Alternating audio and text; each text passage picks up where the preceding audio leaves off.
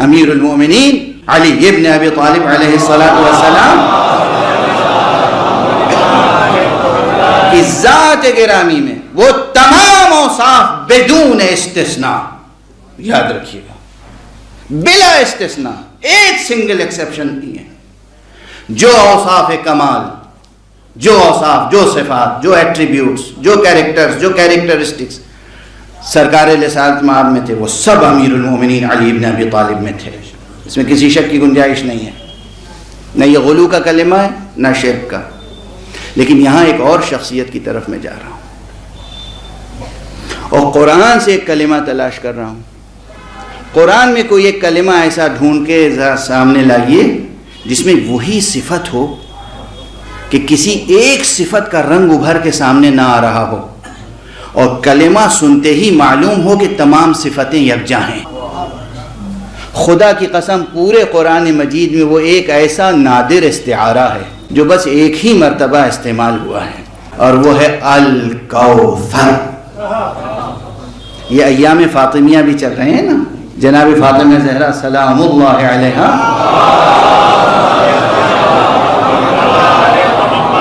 کہ قرآنی ناموں میں سے ایک نام الکوثر ہے. توجہ ہے میں کیا عرض کر رہا ہوں؟ توجہ ہے میں کیا عرض کر رہا ہوں؟ اب اگر ذرا سا اور آپ کی طبیعت کو، آپ کے ذوق کو، آپ کے وجدان کو بیدار کرنے کے لیے یہ عرض کروں کہ قرآنی ناموں میں سے، یہ میں نے کیا تعبیر اختیار کی، یہ وہ شخصیتیں ہیں جن کا تذکرہ قرآن مجید میں طرح طرح کے القاب سے اور متعدد ناموں سے ہوا ہے. اسی لیے میں پہلے عرض کر چکا ہوں کہ عموماً ہم سے پوچھا جاتا ہے بار بار کہ بھئی یہ آپ حضرات امیر المومنین پر ایسا ایمان رکھتے ہیں اور ایسی توصیف کرتے ہیں اور ایسی مداحی کرتے ہیں، اگر یہ سب کچھ درست ہے تو پھر قرآن مجید میں حضرت علی کا نام کیوں نہیں آیا؟ تو میں اس کے دو جواب عرض کیا کرتا ہوں، اور اس میں سے پہلا جواب یہ ہے کہ جب بھی کوئی آپ سے کہے کہ قرآن مجید میں علی کا نام کیوں نہیں آیا، کہیے کہ قرآن مجید میں علی کا نام کہاں نہیں آیا. توجہ ہے، کیوں نہیں آیا کا محل ہی نہیں ہے، کہاں نہیں آیا. کوئی سورہ خالی نہیں ہے جس میں علی ابن ابی طالب کا نام موجود ہے. بس یہ کہ جو شخصیت جتنی بڑی ہوتی ہے اس کے نام بھی اتنے زیادہ ہوتے ہیں. قرآن مجید میں کہیں علی ابن ابی طالب کا نام صراط مستقیم ہے، کہیں امام مبین ہے، کہیں صالح المومنین ہے، کہیں کتاب ہے، کہیں ذکر ہے، کہیں نور ہے. اور ہمارے یہاں قرآن مجید میں کتنے نام ہیں، اور جہاں کہیں متن میں سورے میں نظر نہ آئے وہاں کم سے کم بالکل شروع میں دیکھ لیجئے سورے میں بسم اللہ ہے کہ نہیں ہے. ایک صلوات پڑھ دیجئے محمد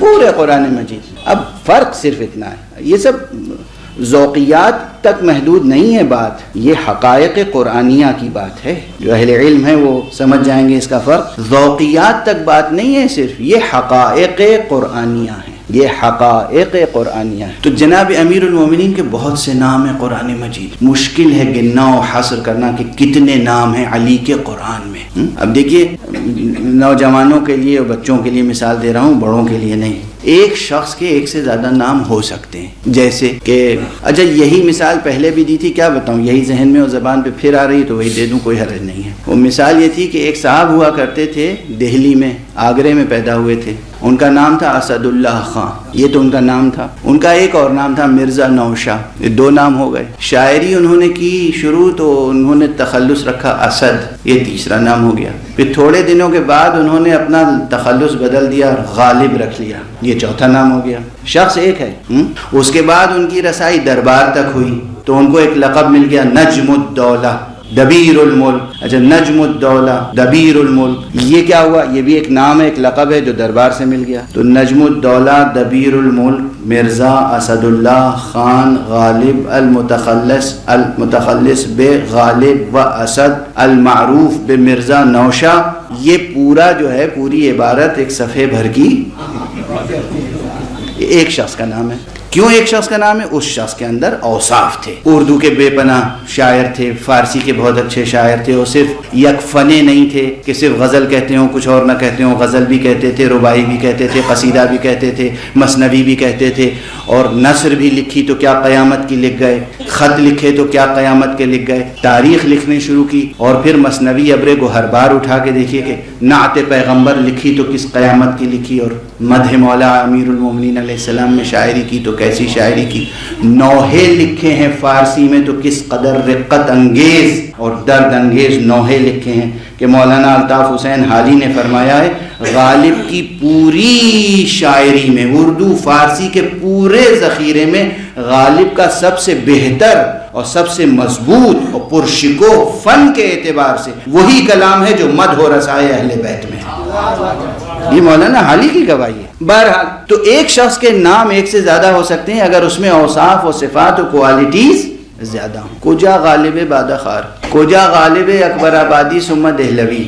اب کجا کے بعد کہنے کی گنجائش نہیں ہے، اس لیے حجاب لایا جائے بیچ میں بلا تشبیہ. بلا تشبیہ کجا وہ ذات گرامی، وہ ذات گرامی، وہ پیکر نور، وہ آدم نوری، آدم خاکی نہیں، آدم نوری. اور میں آدم نوری اس لیے کہہ رہا ہوں کہ پیغمبر صلی اللہ علیہ وآلہ وسلم اور امیر المومنین علی ابن ابی طالب علیہ السلام کا ارشاد گرامی ہے. انہوں نے فرمایا کنت نبیا وآدم بین الماء والطین، اور انہوں نے فرمایا وکنت ولیا وآدم بین الماء والطین. وہ فرماتے ہیں میں نبی تھا اس وقت جب آدم ابھی آگ و گل کے درمیان تھے. یہ فرماتے ہیں میں ولی تھا اس وقت جب آدم آگ و گل کے درمیان تھے. تو جو آدم خاکی سے پہلے ہو وہ آدم نوری ہی ہو سکتا ہے، آدم خاکی تو نہیں ہو سکتا. یہ شخصیت، یہ ذات گرامی، اس میں کسی شک کی گنجائش نہیں ہے کہ صفات میں اسی درجہ کمال پر ہیں جس درجہ کمال پر حضرت مصطفیٰ صلی اللہ علیہ وآلہ وسلم. لیکن اس وقت جو گفتگو ہے وہ یاد ہے کہ پورے قرآن مجید میں ایک کلمہ کوثر ایسا استعارہ ہے. میں علماء کے درمیان عرض کر رہا ہوں جو شب و روز ادبیات سے سروکار رکھتے ہیں، اگر تفسیر سورہ کوثر شروع کی جائے تو سب سے پہلے یہ سمجھنا پڑے گا کہ لفظ الکوثر یہاں پر استعارہ ہے. کہیں کہیں عبارت یہ قطعیت کے ساتھ بولتی ہے، پکارتی ہے کہ یہ استعارہ ہے، لیکن عجیب و غریب استعارہ ہے. الکوثر کے معنی کیا ہے؟ کثرت سے فعل کے وزن پر ایک مبالغے کا صیغہ ہے، الف لام کے ساتھ استعمال ہوا ہے. اس کے معنی یہ ہیں کہ یہاں پر جب الکوثر کہتے ہیں تو کیا معلوم ہوتا ہے؟ علم کثیر یا کرم کثیر یا شجاعت کثیرہ یا صبر کثیر. کون سی صفت ابھر کے سامنے آتی ہے؟ بس یہ معلوم ہوتا ہے کہ تمام صفات اس ذات میں کثرت سے پائی جاتی ہیں اور کوئی ایک صفت دوسری صفت پر غالب نہیں آتی، کوئی ایک رنگ غالب نہیں آتا. یعنی جو کیفیت کلمہ اللہ کی ہے وہی کیفیت کلمہ محمد کی ہے، وہی کیفیت کلمہ الکوثر کی ہے. کیا شان ہے جناب فاطمہ زہرا سلام اللہ علیہ.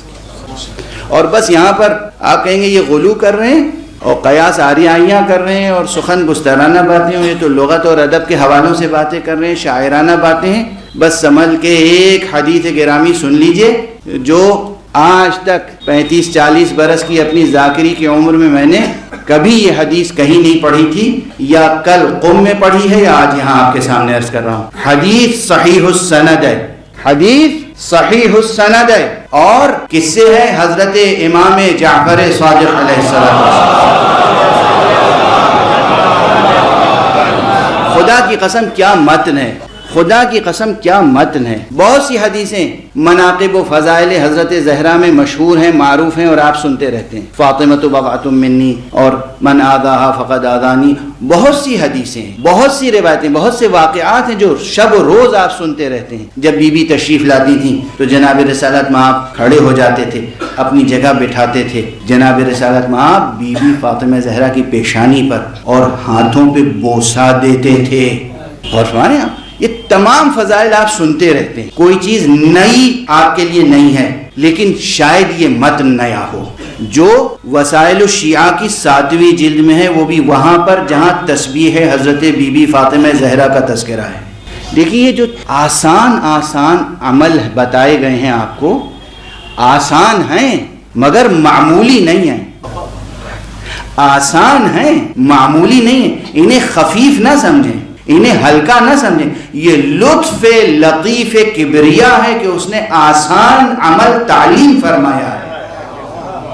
مثلا اب یہ جملہ پھر کہہ دوں، یہ تیسری بار کہہ رہا ہوں، صرف تیسری بار. یہ جو آپ حضرات صلوات پڑھتے ہیں، اس کی عظمت و اہمیت معلوم ہے کیا ہے؟ خدا کی قسم یہ صلوات کلمہ فقہی اعتبار سے، حقیقت شرعیہ کے لحاظ سے جو ایک لفظ صلاۃ کا کلی مفہوم ہے، اس لفظ صلاۃ کے مصادیق میں سے ایک ہے.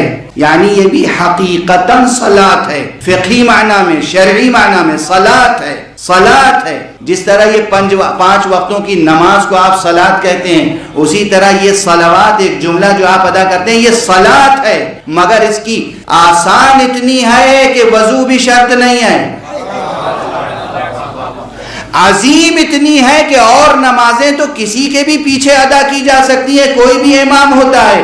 یہ وہ صلاۃ ہے جو خدا کی امامت میں ادا ہوتی ہے.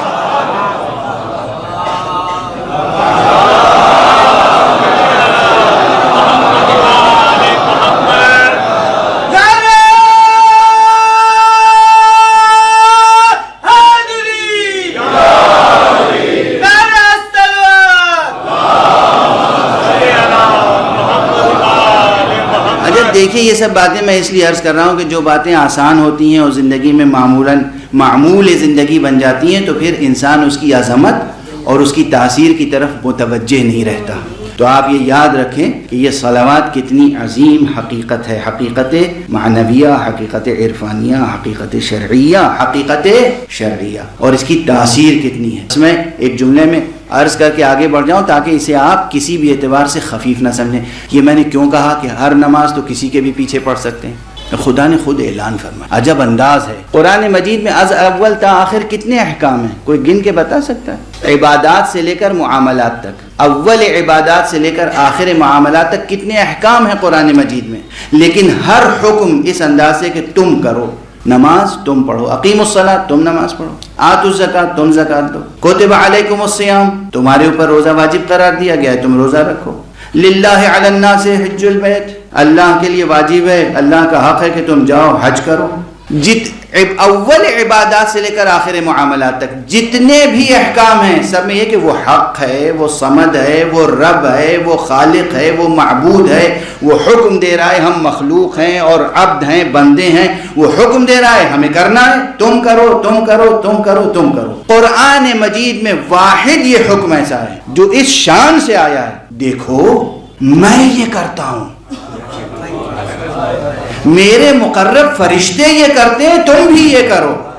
اس کے معنی ہے کہ یہ واحد وہ صلاۃ ہے جس کا امام خود اللہ سبحانہ ہوا تعالی، اس کی امامت میں یہ صلاۃ ادا ہوتی. تو پھر یہ جملہ عرض کروں، یہ صلاۃ بظاہر آسان اتنی ہے کہ وضو بھی شرط نہیں ہے، اور معنی کے لحاظ سے عظیم اتنی ہے کہ خدا کی امامت میں ادا ہوتی ہے. بہرحال تو جو چیزیں آسان ہیں انہیں آسان سمجھیں، لطف کبریا سمجھیں، مگر اسے ہلکا نہ سمجھیں، خفیف نہ سمجھیں، معمولی نہ سمجھیں. اسی لیے جو لوگ یقین رکھتے ہیں، نور یقین، دیکھیے زندگی جینے کا سلیقہ سیکھیے. بعض حضرات عبادتیں ایسے کرتے ہیں کہ جیسے عبادتوں کی جان کو آ گئے ہوں، نماز روزے کے پیچھے پڑ گئے ہوں. اب کچھ نہ یاد رکھیے گا تو یہی یاد رکھ لیجیے گا.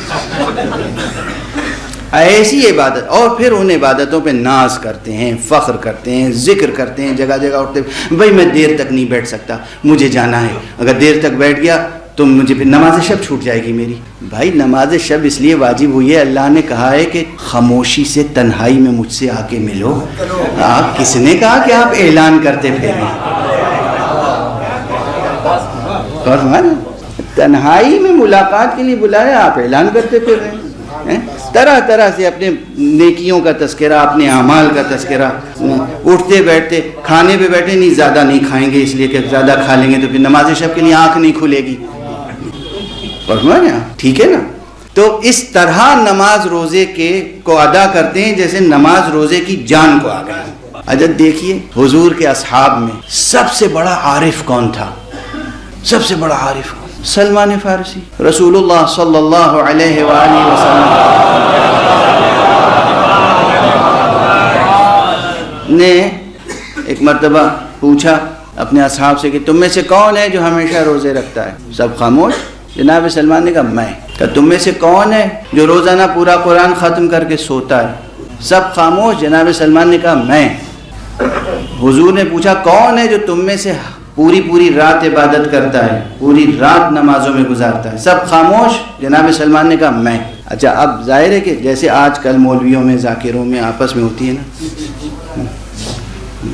یہ کیا ایک دوسرے کے خلاف کام کرتے رہتے ہیں. مولویوں کے ذکر اس لیے کیا کہ میں خود مولوی ہوں. مومنین کے اوپر میں کیوں اتہام لگاؤں، الزام لگاؤں؟ میں اپنے عمل کا محاسبہ کر سکتا ہوں نا. تو میں خود اپنی ذات پہ طنز کرنا زیادہ بہتر سمجھتا ہوں دوسروں پر طنز کرنے سے. تو ایک دوسرے کو برداشت نہیں کر پاتے، ایک دوسرے کی خوبی نہیں سن سکتے، ایک دوسرے کی تعریف نہیں سن سکتے، ایک دوسرے کا وصف برداشت نہیں ہے. اور یہ پرانا مرض ہے. یہ وہاں بزم پیغمبر میں صحابہ میں بھی تھا، جن کے لیے ہم کہہ دیتے ہیں رضی اللہ تعالی اجمعین. وہاں بھی یہ مشکل تھی. جیسے ہی جناب سلمان نے کہا کہ میں یا رسول اللہ، تو فوراً ایک صاحب اٹھے، ان کا یا رسول اللہ میں نے اکثر راتوں کو سوتے دیکھا ہے اور یہ کہہ رہے ہیں کہ میں رات بھر عبادت ہمیشہ کرتا ہوں. حضور نے کہا ہاں ٹھیک ہے. مسکرائے، تبسم فرمائے. حضور تو تبسم فرماتے تھے. اس آفتاب نور کا تبسم بھی کیا تبسم تھا. اور ایک صاحب اور اٹھے، یہ بالکل صحیح کہہ رہے ہیں یا رسول اللہ، یہ صرف راتوں کو سوتے ہی نہیں، ہم نے تو اکثر دن میں کھاتے دیکھا ہے. وہی کہتے ہیں میں ہمیشہ روزہ رکھتا ہوں. تیسرے صاحب اٹھے، انہوں نے کہا کہ میں نے بہت کم قرآن پڑھتے دیکھا ہے انہیں، اور یہ آپ کے سامنے دعویٰ کر رہے ہیں کہ ہمیشہ میں پورا قرآن ختم کر کے سوتا ہوں.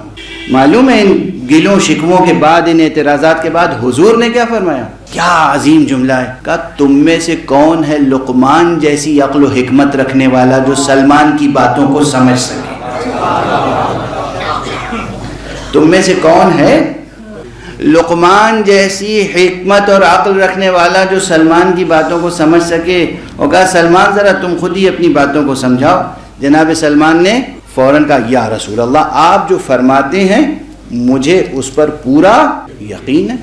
آپ نے فرمایا تھا جو شخص وضو کر کے سو جائے اللہ اسے تمام شب نماز پڑھنے کا اور عبادت کرنے کا ثواب عطا کرتا ہے. جب سے آپ نے فرمایا ہے میں ہر شب نہیں سوتا مگر وضو کر کے، مجھے یقین ہے کہ میں رات بھر عبادت کرتا ہوں. دیکھیے یقین عمل ہلکا ہے، عمل آسان ہے مگر معمولی. کہا یا رسول اللہ آپ نے فرمایا تھا جو ہر مہینے میں شروع میں، وسط میں، آخر میں 3 روزہ رکھ لے، گویا وہ اللہ اسے عطا کرتا ہے کہ پورے مہینے اس نے روزہ رکھا. جب سے آپ نے فرمایا ہے میں ہمیشہ اول و وسط و آخر روزہ رکھتا ہوں. اور یا رسول اللہ آپ نے فرمایا تھا جو شخص 3 مرتبہ سورہ اخلاص کی تلاوت فرمائے، سورہ قل هو اللہ، اسے اللہ ختم قرآن کا ثواب عطا کرتا ہے. جب سے آپ نے فرمایا ہے میں پابند ہوں، اس لیے میں یقین رکھتا ہوں کہ میں جب بھی سوتا ہوں تو قرآن ختم کر کے سوتا ہوں. آپ غور فرمائیں یہ گفتگو محضر پیغمبر میں ہو رہی ہے، سرکار رسالت وہاں آپ کے سامنے ہو رہی ہے. یعنی جو آسان عمل آپ کو بتائے گئے ہیں انہیں آسان سمجھیے، لطف حق سمجھیے، لطف کبریا سمجھیے، عطاء رب سمجھیے، معمولی نہ سمجھیے، بے اثر نہ سمجھیے، خفیف نہ سمجھیے. ان اعمال میں بے انتہا تاثیر ہے. اگر یہ چیزیں پیش نظر رہیں نا تو پھر زندگی کی معنویت عجیب ہوگی، معنویت، نورانیت، کیفیت. ایسے ہی آسان اعمال میں سے ایک ہے تسبیح ہے حضرت بی بی فاطمہ زہرا سلام اللہ.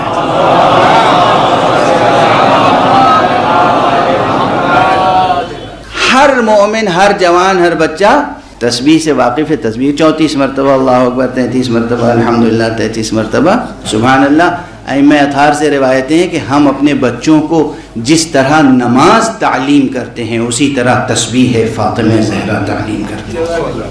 اچھا اب اس کے اثرات و آثار کتنے اب اس وقت ظاہر ہے وہ سب عرض نہیں کر سکتا، اس لیے کہ یہ سب پوری تقریر ایک جملہ معترضہ ہو گئی ہے. میں جہاں ٹھہرا ہوا تھا آپ کو ٹھہرایا تھا وہاں سے آگے بڑھ گیا ہوں، منتظر ہوں گے کہ میں وہ ادھورا جملہ پورا کروں. تو بہرحال تسبیح کے باب میں جو حدیثیں ہیں وسائل الشیعہ میں 7ویں جلد میں، وہاں ایک شخص آتا ہے امام صادق علیہ السلام کے پاس.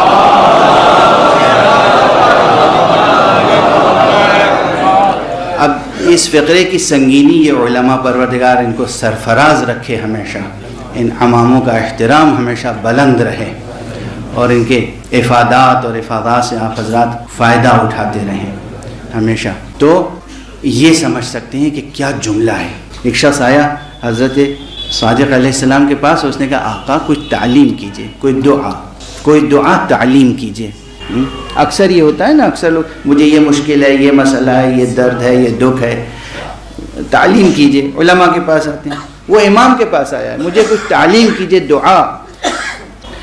امام نے جملہ کہا ہے تعلیم کرنے کے لیے. کون سی چیز؟ تسبیح زہرا سلام اللہ علیہ بتانے کے لیے.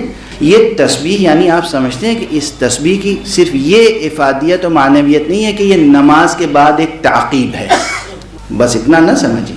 نماز کا تکملہ ہے اور اس کے علاوہ اس سے کیا کیا تاثیریں پیدا ہوتی ہیں، کیا کیا برکتیں زندگی میں پیدا ہوتی ہیں، اس کا کوئی آسانی سے احاطہ نہیں کر سکتا. اس تسبیح کا زندگی کی مشکلات کس طرح حل ہوتی ہیں، بیماریاں کس طرح دور ہوتی ہیں، رزق میں برکت کیسے پیدا ہوتی ہے، گھر میں نورانیت کیسے پیدا ہوتی ہے، انسان کی روح میں نورانیت کیسے پیدا ہوتی ہے، ذہن کیسے روشن ہوتا ہے. اس تسبیح حضرت فاطمہ زہرا سے، اس تسبیح حضرت فاطمہ زہرا سے یہ آج سمجھ کے جائیے گا. پھر عرض کر رہا ہوں کسی آسان عمل کو معمولی نہ سمجھیے گا.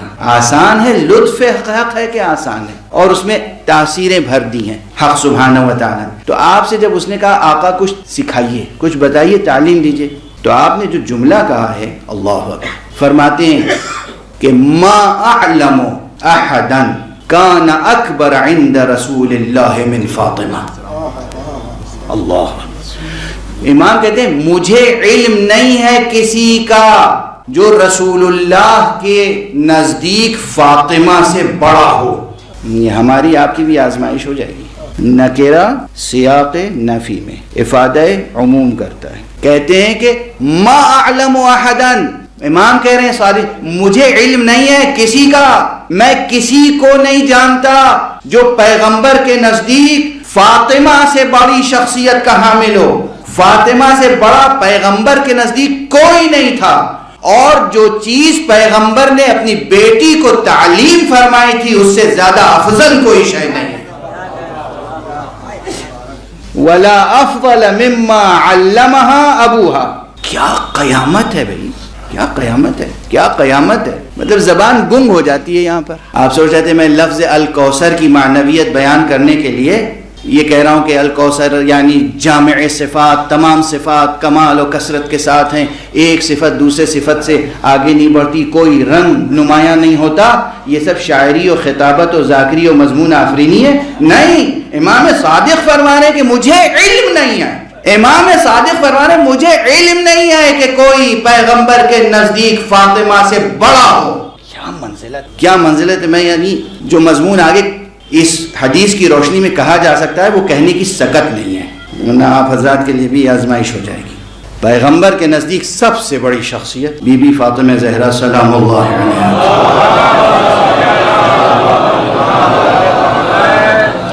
اب یہ سب درمیان میں بات آتی گئی کہ دیکھیے اللہ سبحانہ و تعالیٰ کا نام گرامی اللہ، محمد، بی بی زہرا کا لقب قرآنی الکوثر، یہ سب وہ الفاظ ہیں جہاں صفات اس کثرت و کمال کے ساتھ ہیں کہ جہاں غلو کا امکان نہیں ہے. تو جب ہم فضائل و مصائب اہل بیت بیان کرتے ہیں تو اس میں غلو اور شرک اور یہ سب پہلو ذہن میں نہ آنے دیجیے گا.